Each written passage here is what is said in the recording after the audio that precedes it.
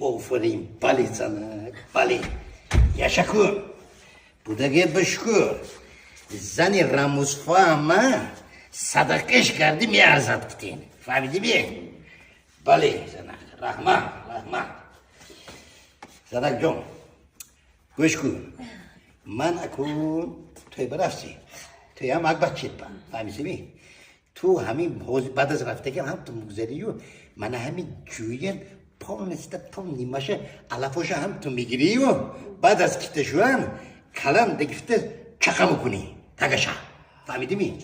کن کلان که چقا کانسه اونده کنید خواهد تو انا سر شد علفوشه میگنم شد راست که همی خیلی باشم من میگه باشم اگر توی امک بچه ده نمورمون نقصه کارو بکنم فهمیدی؟ اونجا خبر کردی؟ خبر کردی آبری تو من برای خواهم نرفتیم توی هم تو رفتی آبری تو امک بچه خوش سونی هم تو میگیری یک جای چمو باید کو من سبزیه یگانه میکنی و افتاب بلند نشده هم تو کرده کشیده آبه میگیری فهمیدیم آبه میکشیدی ارتای امده همه آب خواهتون گرید داده جونه زنک جان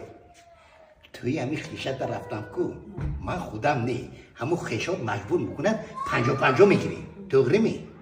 مشهده اونده کدام جینی آفتابی جک کبد در اونده کار کرده است او داولینش برونده موموره فهمیدی می اگر خویی که من داولین برونده یکم کار کنم من مرحمت اونده کار میکنم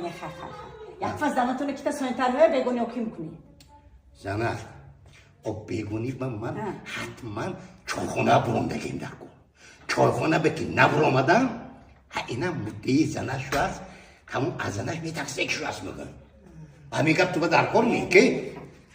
این اجدرچه ششکتگی پاک هست میگن فهمیدی می؟ تو با نالت می بیا من بده فهمیدی می؟ آدم کلش کار کردیش در کن آدم که کلش کار نکرد دو پول با قیمت دست مشایقا من نه کارای نفس کمو فهمیدی می؟ سانی وقتا شده کر ایرشن باید کن او مردک درست میگید آدم کلش کار نکنه دو پول با قیمت بوده است او من کله کم کار میکرد تو با زن شده میگشتم می